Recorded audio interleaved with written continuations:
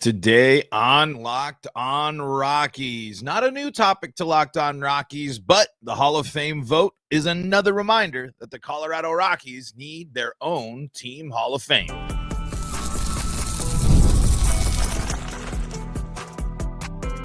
You are Locked On Rockies, your daily Colorado Rockies podcast, part of the Locked On Podcast Network, your team every day.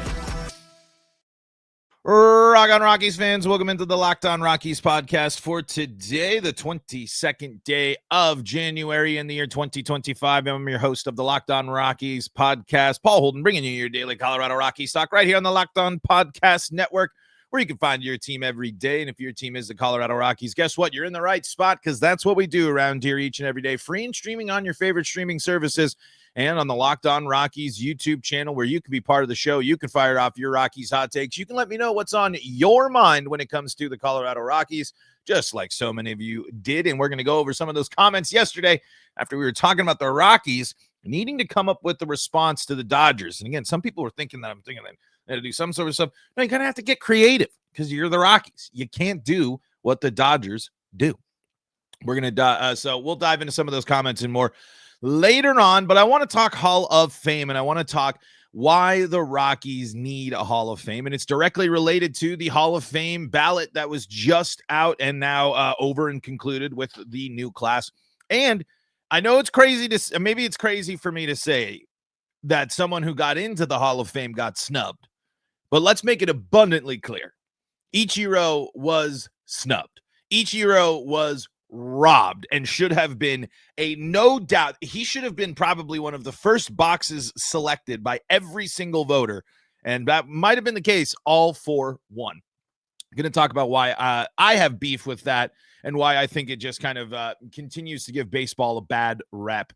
And we'll dive into all that and more on today's episode of Locked On Rockies. Before we dive into everything, today's episode is brought to you by Gametime.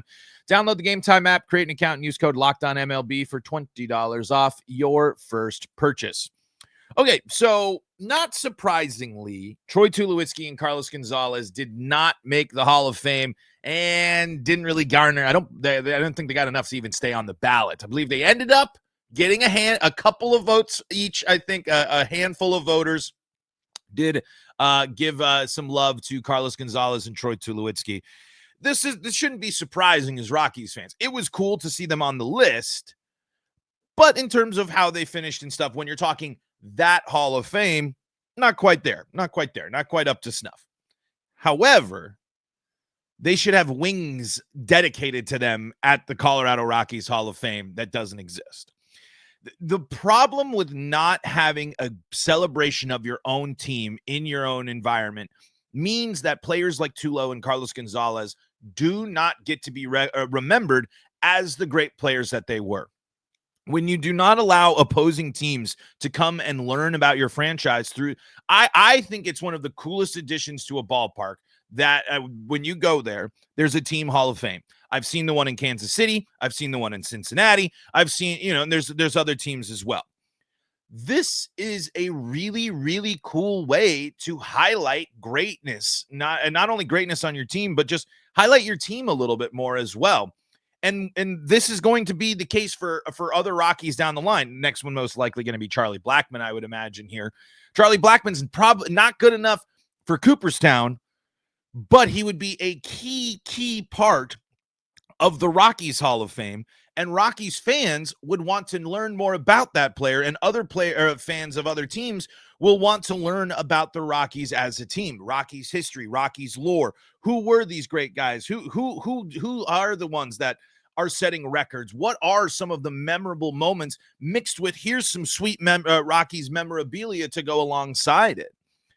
This is a huge missed opportunity for the Rockies by not having this and by not really announcing something here as well. I'm assuming down the line, coming up in the next few years, there will be some sort of renovations or some stuff with Coors Field, right? I don't think they're going to move or anything like that. But in terms of figuring out ways to update one of the older ballparks now in baseball, there's going to be projects and going to be things where the Rockies are going to start mixing things up a little bit. Therefore, Why not use that time, especially as Momford has and his family has started to grow in the Denver area of ownership and growing in control of the area around the ballpark? Why not create a space, put it in McGregor Square? I don't care. Like, I mean, as long as it's close enough to the ballpark, like, and people can enjoy it, give fans a little bit, give fans and baseball fans a look into the history, to the great players, to celebrate the good of your team.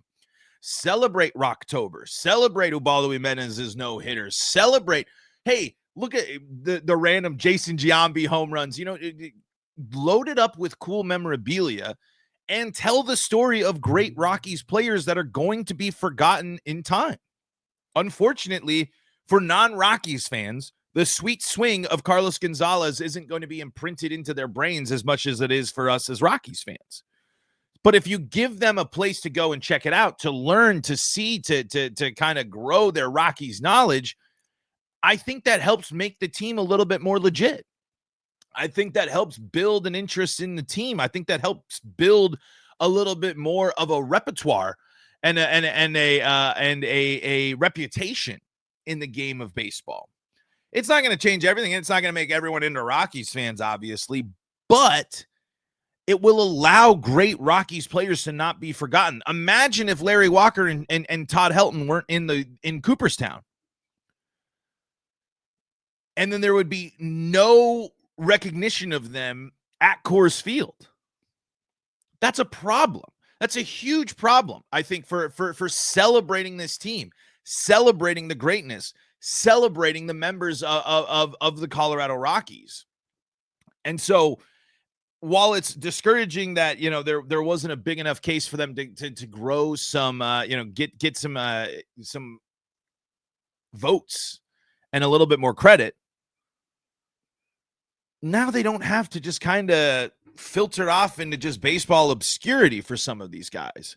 For it won't just be a random name for players. They can at least connect and associate it with stuff that they've seen outside of just being a Rockies fan.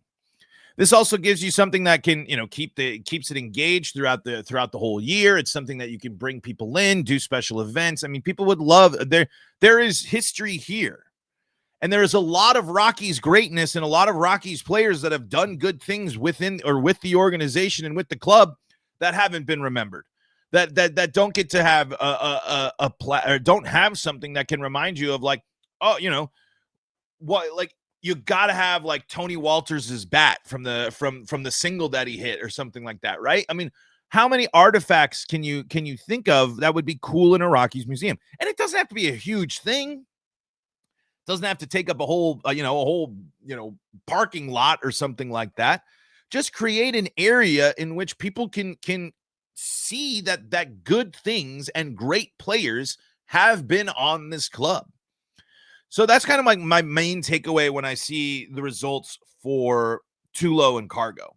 I just want there to be a place for those players to be celebrated as well. It's so easy in baseball and even in just the world of sports to only focus on the cream of the crop, the top level, the best of the best, the highest paid, the XYZ.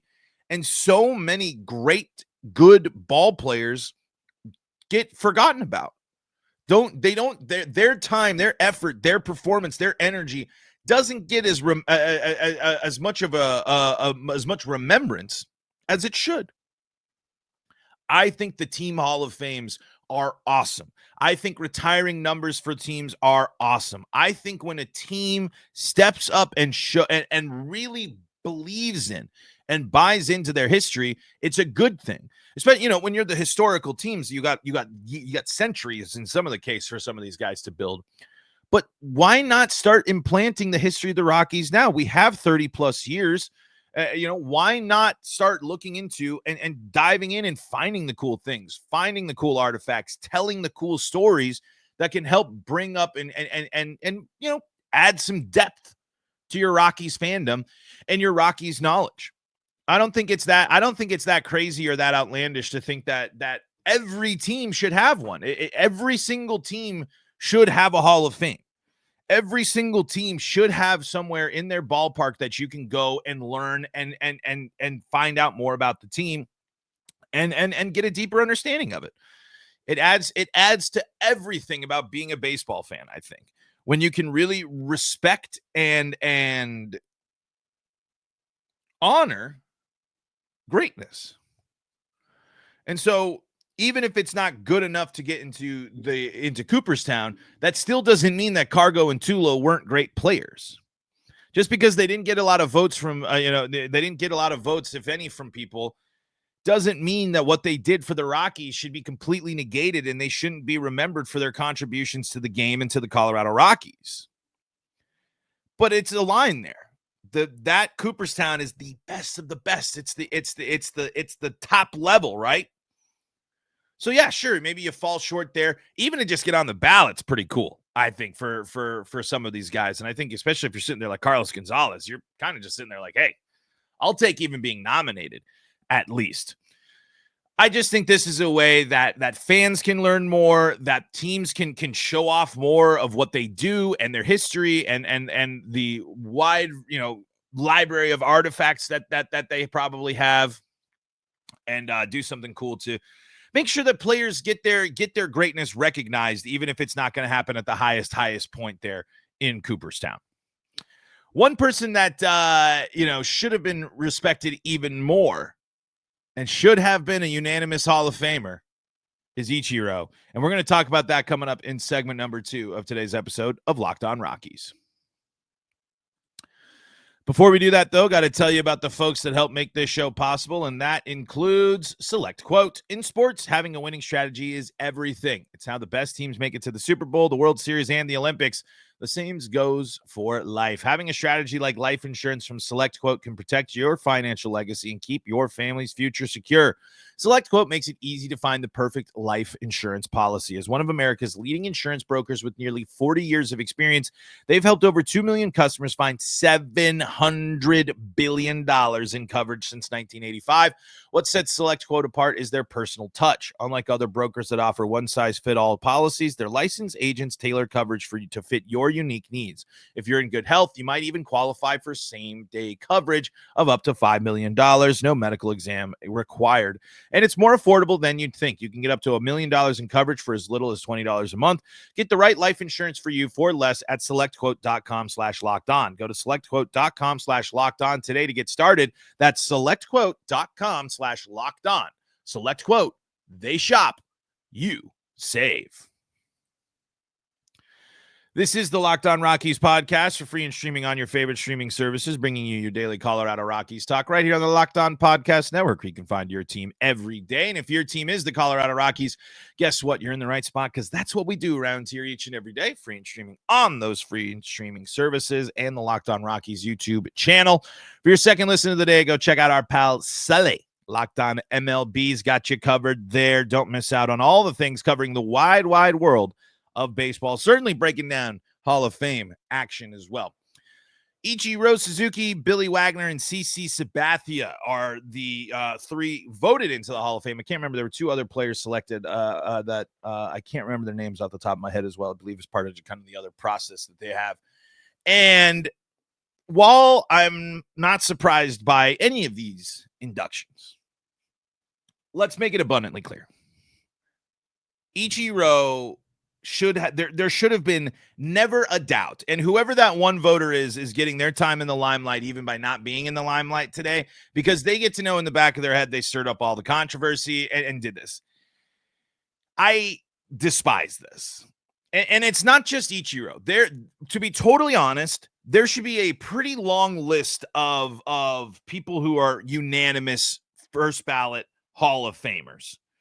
It's something that let me see if I can bring this tweet up here, if I can get it real quick. But anyway, there's no world, there's no hoop that I could jump through. There's nothing that I could turn to that makes me think that there's even an inkling that Ichiro shouldn't be in the Hall of Fame. The stats back it up.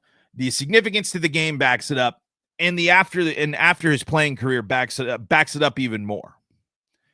Ichiro is one of the most important baseball players of all time. And I'm not saying that lightly, and I'm not saying that just to hype things up. Ichiro paved the way for so many players. Ichiro connected leagues. Ichiro changed expectations while also being incredible for basically his entire career. While being someone that's admired by generations and generations of baseball players and is an icon in his home country and even here. We would not know about the Shohei Ohtanis of the world if it wasn't for Ichiro. So what gets me fired up about this the most is it's another example of baseball getting in its own way. There's no possible argument that it would ever make sense to leave Ichiro off your ballot, but it's that mixed thing probably of, oh, well, Mariano's got to be the only person. It's the Hall of Fame. Unanimous. It's one thing to get in the Hall of Fame. It's even harder to be the unanimous. That's why only one's done it. But then you're looking at some of the names of people that got left off. Cal Ripken Jr. wasn't. Just go down your list of your favorite Hall of Famer. And if their name ain't Mariano Rivera, they didn't get in unanimously. And that's crazy for some of these players. Someone sat there and said on their first ballot, yeah, Cal Ripken Jr. Nah, not going to do it. Not going to do it. Thought I saw some stuff about like Nolan Ryan and some of the like greatest. It's these weird biases. It's these weird holdups. It's these weird things that is so prevalent in baseball that they can't just sit there and own up to watching and recognizing greatness. I mean, it even goes to the whole Hall of Fame thing and small hall, big hall, all this stuff. Why does baseball not want to recognize the greatness? Why are we so hesitant as commentators and as sports writers and as this or that to applaud the greatness of some of these things? And now you might be saying it's one guy out of every single vote. Hundreds and hundreds of votes were in. It's just one guy. But it's that one guy that's continuing this theme and this idea of just this holier than thou attitude that baseball has, especially when it comes to recognizing the greatness of its players. There is not a single point against the career of Ichiro Suzuki that will make sense to me outside of World Series. That might be the only thing that you could say about it is postseason or playoffs or whatever. But that's completely, I mean, to leave Ichiro off of your ballot on the first, on your first, to not allow him to be the, the second person unanimously voted. Personally, I just find it ignorant. I truly do. Like it's making a decision that's not based in stats. It's making a decision that's not based on impact. It's simply just sitting there and saying, "There's a good chance he's unanimous. I'm not going to be that guy. I'm not going to allow it. I don't think that the people should be unanimously selected into the Hall of Fame. But if someone is this great, and it's not, like I said, it's not just Ichiro. It's the list of there are other Hall of Famers that have 98%, 99% of votes that they got in to get in. And they're in. It's great, right? You need the 75. They crushed the barrier to get in there. But it's another example of just like, why? Like why do that? Why have that take? Why have that mentality? Why hate fun? Why hate greatness? Why not be a fan of that? Why not root for it? And I feel like I ask myself that question so many times with baseball. I was like, why are the people like this? Why does it have to be this way? And it's not, again, we're not talking about a guy that wasn't getting in the Hall of Fame. Ichiro was a first ballot, no doubt Hall of Famer no matter what. But where is the disconnect where you have to find the one little tiny flaw or detail or thing that'll immediately make you say, no, not going to do it. For a guy that revolutionized the game, that was successful and performed amidst the steroid era, that performed for forever, that is one of your favorite players' favorite player, without a doubt. I just think this is another example of baseball not getting it. Or at least a guy in baseball with a say in baseball not getting it. Because again, he's in there. It's going to be a big celebration. It's going to be great. There was no doubt about it. But it should still be that celebration of like, that guy's a no-doubter. Like that guy is incredible. There is no knock. Baseball is way too much of a team sport. Way too much of a team sport for me to ever just knock that they never won championships or a certain player didn't win. If you perform at the rate that Ichiro did throughout his career and you had the impact on baseball that you had, you're one of the most important baseball players of all time. And you deserve to be remembered and respected as that. And you should have been a unanimous vote that every single person that has a say, an important vote, an important say, someone that carries the responsibility of a Hall of Fame vote, to ignore that.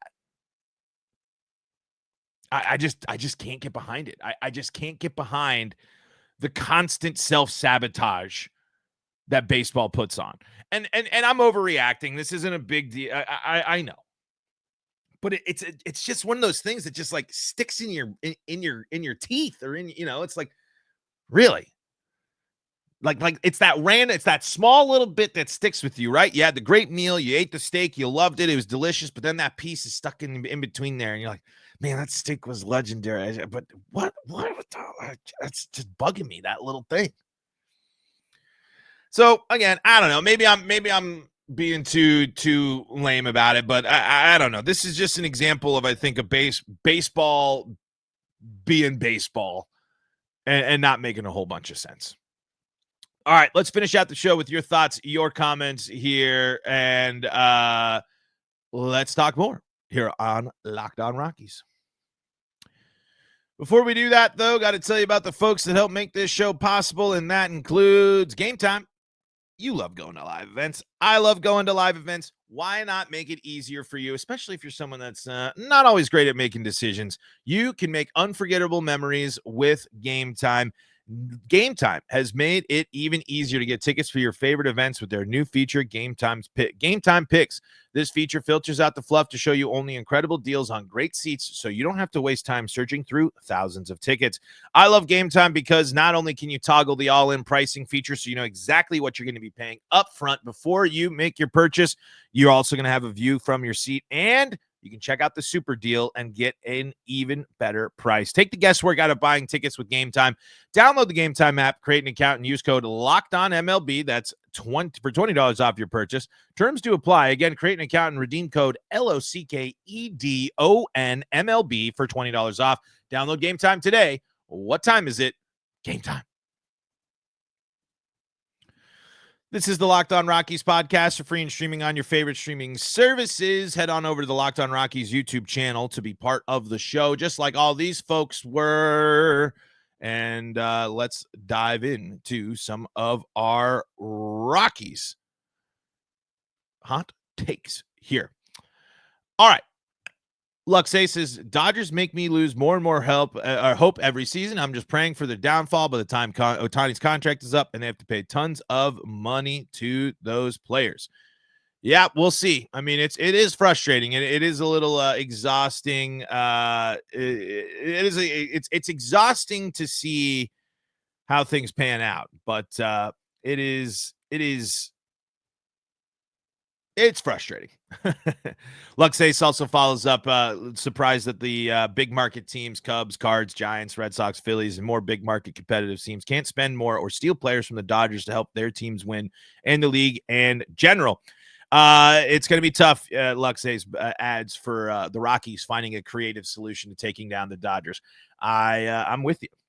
Rakadori says, bro, there is no beating the Dodgers with the Rockies, period.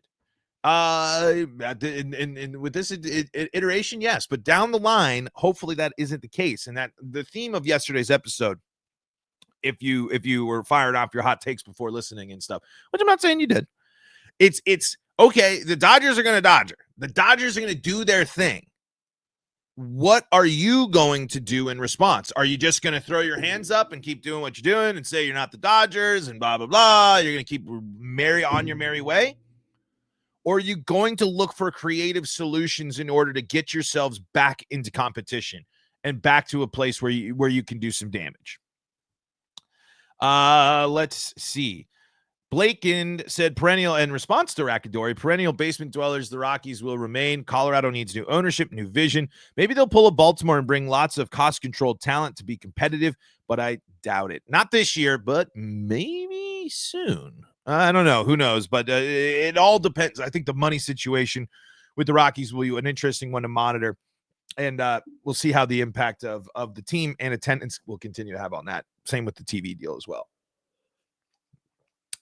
Jim says maybe we can get Elon Musk to buy the Rockies. There'd be no issues with money, that's for sure. Well, yeah, that if we can get if we get the world's richest man to buy the Rockies, they certainly would have a lot more capital to be spending there. But be interesting to see. I wonder how successful Elon would be with running a baseball team. We'll just leave that as a question for you all to ponder. JD says anger is the cousin of envy. And I believe this, again, this is me just going out on a limb, just wondering if this one watched the episode. Because again, it's not just anger. And of course there is envy, but it's not just crying and going, woe of me, the Dodgers. It's like, okay, the Dodgers ain't stopping. The Dodgers they ain't going to be changing how they do things anytime soon. What are you going to do in response? What is the creative solution that can get that will make you a team that can compete with a team that has these resources? What are you going to do to put yourself in a position to win? I don't have the answer to that question. I don't know what it is, but that's their job. That's what they have to do. And that's how, as a front office in an organization, you have to react and respond to things like that. And let's see. Plowboy says, as a non-Rockies fan, I'm really hoping at some point in the future the Rockies can hit a window where they're at least competitive for a few years. I'm with you. I feel you. I feel you as well. It would be nice to see, and it would be nice to see that window be longer than just a year or two.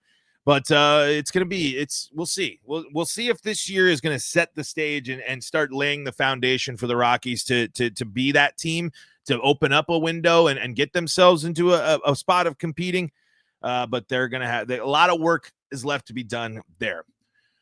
Plenty of other comments going on there too. I wasn't able to get to all of them, but that's all right. That means you can keep firing them off, and we're going to keep talking about them there because you folks are definitely tuning in, locked on still to Locked On Rockies and the Colorado Rockies throughout the offseason. So I appreciate that. Thank you so much for making us your first listen of the day. We're going to wrap things up for today's episode of Locked On Rockies. Check out all the videos available on the Locked On Rockies YouTube channel, and you can see more on your favorite streaming services. So folks, go check out that. And for your second listen of the day, go check out Locked On MLB. Sully's got you covered for all things Major League Baseball. And if you need more Colorado sports coverage, Locked On Broncos, Locked On Avalanche, Locked On Nuggets, and Locked On Buffs, free and streaming on your favorite streaming services. Until next time, folks, this is Paul Holden saying so long from the Locked On Rockies podcast.